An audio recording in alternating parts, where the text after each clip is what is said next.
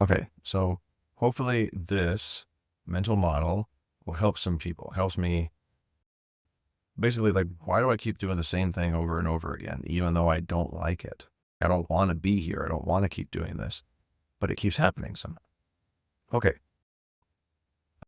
the reason that I stay where I am is because I'm choosing a cope at key moments. There's a cope, and a cope is a painkiller. And I need to deal with the pain so I can get to where I want to go. But I choose the cope instead, and that brings me back to normal. I want to expand on this because, like, this is key. Like, this framework, I need to attach the choice of the cope to normal.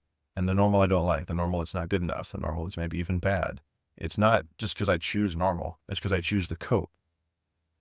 So, for example, I'm tired. I don't sleep enough, and I drink coffee every day, especially in the morning. The coffee is the cope.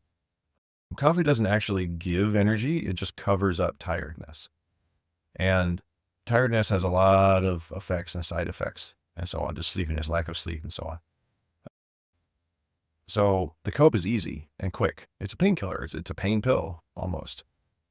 It covers up the tiredness. It turns down the volume on the problem and all of its side effects. And so every day is, oh, I want to get out of this cottage. This cottage isn't good enough. I want to get to the castle. But every time I get to the fork in the road, if I choose the cope, which is the flattened, easy path, the one I've done over and over again, it's smooth, it's easy, there's no obstacles, then I turn back and end up back at the cottage. And that's where I got to sleep tonight because I didn't go anywhere else because I just took the fork, ended up back at the same place I've always been. And then all confused, like, how did I get here? Why do I always sleep here every night? It's because of avoiding that pain.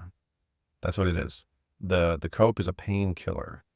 The cope turns down the volume on the problem and all of its side effects, or at least most of them. And it's like not even a forever thing. It's just a right now thing. It's like, right now, I'm too tired. I'll deal with this later. Like, I'll solve this problem later. I'll drink the coffee now, and then I'll solve my sleeping problem later.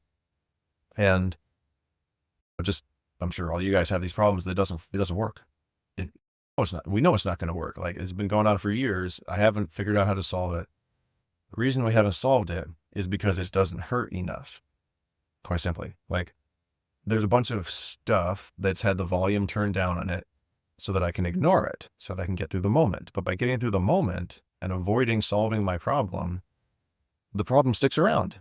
The problem is still there because I got through the moment and I didn't address it. The, the correct solution, if you want to get to the castle, is to not choose the cope. The cope is the thing. Like, we want to attach the idea of picking the cope to picking normal and all of its problems. Like, this is the reason it happens. It's not a mystery.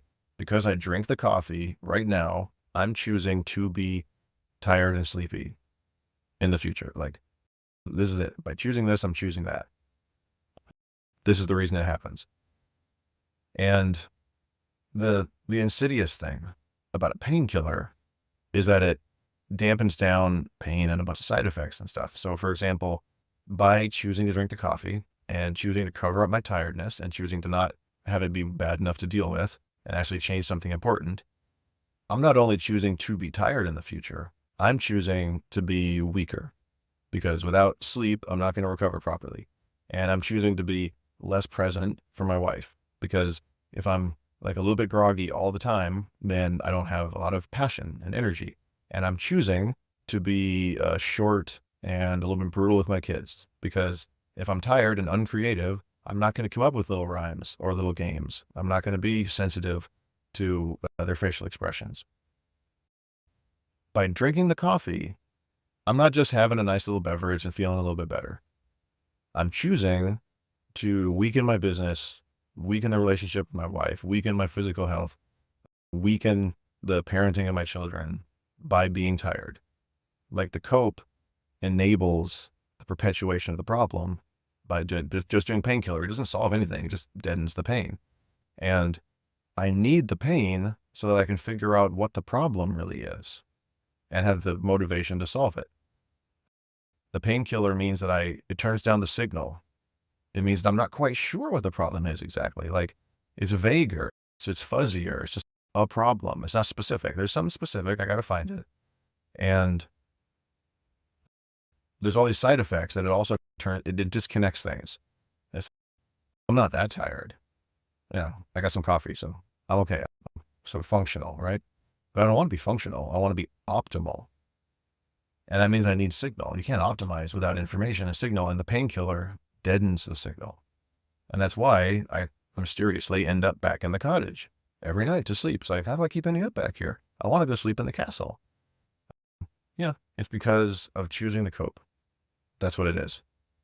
When we choose the cope, we're choosing the problem. Like, I'll deal with the problem later. No, you won't deal with it later.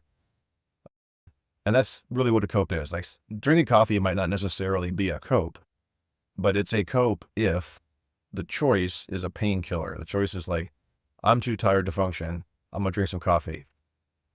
How many times have I done this? Is this like the 1000th time in a row that I've done this?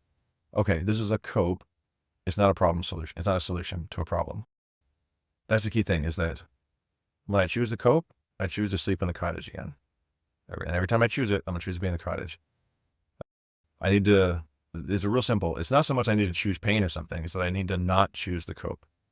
Don't choose the cope. Do anything else.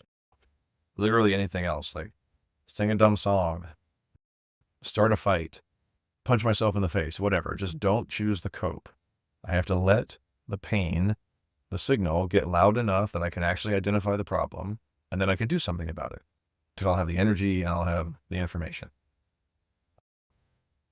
Partly a reminder to me, partly a reminder for everybody else. Maybe this model will help. Is don't choose the cope. That's whatever it is. It just comes down to don't choose the cope. Don't choose the painkiller. Let the pain inform you as to what the problem really is so that it can be solved. That's the thing.